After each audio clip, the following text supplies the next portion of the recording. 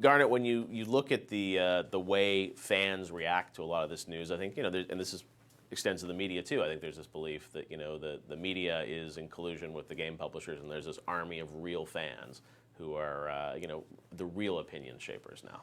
Well, I mean, you're certainly seeing that in new media, right? And by that I mean you're seeing that in Twitch, you're seeing that in YouTube, and I've given it a lot of thought as I think about what I'm doing next. In regards to media, is that it's tough to get away from that sheen, right? And a lot of what I've seen so far over the last couple of years has become homogenized in coverage. I mean, how many people does it need to go to a demo for a game to get the same report on the game? Right. And what we're seeing people out there in the audience like is having this dialogue. I love having the dialogue with people. I love being able to talk to them about like, oh, well, here's what I saw in that Need for Speed, and this is what was cool to me, and then I can say this was cool to me. Or for instance, when we were doing the show, we can confirm. People would say, hey, you know what, I think you were wrong about this point for this, and this reason. And it actually gets me to go in and question, like, okay, maybe I needed to think about that or come at it with a different tact.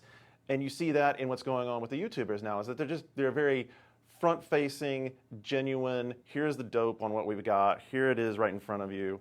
It's not. It doesn't have any of that polish of, well, we have a big site behind us and we have all of this. That citizen journalism angle, I guess, to it. But I think it has to be produced well too. I think there's a lot of room for a coming together of both of those.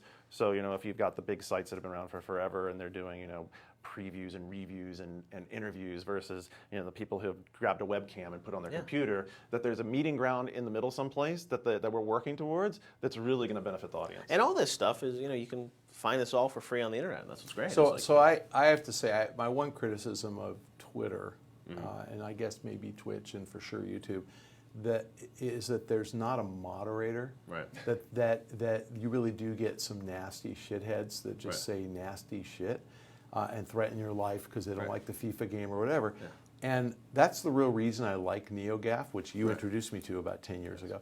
But I like NeoGAF because they're not civil, but it's a civil model. Yes. It's like you are banned if you attack a member, and I will say, and Tyler told me this, the guy who runs NeoGAF, I'm responsible for more people being banned on NeoGAF than any other person because all hail the pack. Badge of honor. No, I think it's like 30 or something because 30 people have gone and have said something. I'm a member, and they've attacked a member. Don't mess with the pack. No, I'm just saying, like, I feel bad about it, but they're like, no. So the moderators read every thread that I'm in because if they get nasty, they get banned. That's great because if you read NeoGAF, they're attacking the idea, not the person. Yes. And I'm okay with it. I'm never pissed when they say you're wrong and here's why. That's healthy. It makes me think about it. That's it for this episode, but we'll be back next week with our final installment